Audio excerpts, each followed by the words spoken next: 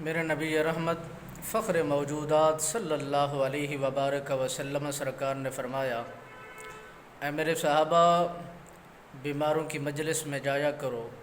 بیماری انسان کو خدا کی یاد دلاتی ہے۔ خدا کے دربار کے اندر انسان جھکتا بھی ہے، معافی بھی مانگتا ہے، بارگاہ خداوندی میں التجائیں بھی کرتا ہے۔ رسول اللہ صلی اللہ علیہ وسلم سرکار نے فرمایا، جو بندہ بیمار ہوتا ہے اس بیمار سے اپنی صحت کے لیے دعا کرایا کرو۔ بیمار کی دعا کرنا ایسے ہے جیسے فرشتوں کی دعا کرنا ہے۔ اور رسول اللہ صلی اللہ علیہ وبارک وسلم نے فرمایا، جو بندہ مومن کسی بیمار سے دعا کرواتا ہے تو اس کے لیے وہ دعائے خیر کرتا ہے تو اس کو فائدہ مند ثابت ہوتا ہے۔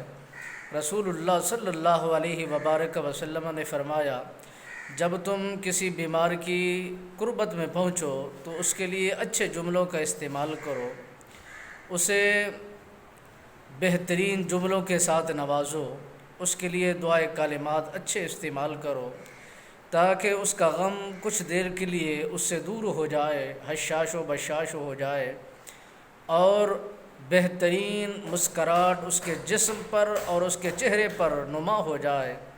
میرے رسول اللہ صلی اللہ علیہ وبارک وسلم سرکار کے دربار گوہر بار کے اندر ایک اعرابی آیا۔ آپ سرکار نے پوچھا کہ تجھے کبھی بخار ہوا ہے؟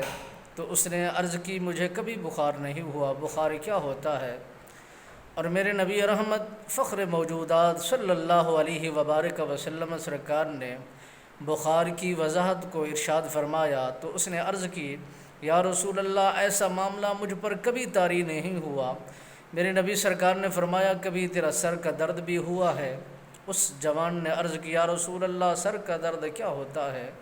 میرے نبی رحمت فخر موجودات صلی اللہ علیہ وسلم سرکار نے پھر اسے اس کی وضاحت فرمائی اور اس نے عرض کی، مجھے ایسا معاملہ بھی کبھی نہیں ہوا۔ میرے نبی رحمت سرکار نے فرمایا، اٹھو، ہماری مجلس سے روانہ ہو جاؤ۔ جس انسان کو دنیا کے اندر 40 دن کے اندر ایک دفعہ بھی آفات و پریشانی میں مبتلا نہ ہو، یعنی کسی مرض کی گرفت میں نہ آئے، تو وہ اس کے ساتھ کچھ خدا کی طرف سے کوئی اچھا ہونے والا نہیں ہوتا۔ اور جس کو سر کا درد نہیں ہوتا یا بیماری نہیں ہوتی، اس کے لیے صحت کے لیے اچھا نہیں ہے۔ میرے رسول اللہ صلی اللہ علیہ وسلم سرکار کے غلام فرماتے ہیں، آپ فرماتے ہیں، رسول اللہ صلی اللہ علیہ وسلم سرکار نے فرمایا، جس بندہ مومن کو 40 دن کے اندر ایک دفعہ بیماری کا سامنا کرنا پڑے تو وہ سمجھے کہ اس پر خدا کی رضا ہے، خدا اس پر راضی ہے، اس کے گناہ دھل گئے ہیں اور اس کے گناہوں سے درگزر کر دیا گیا ہے۔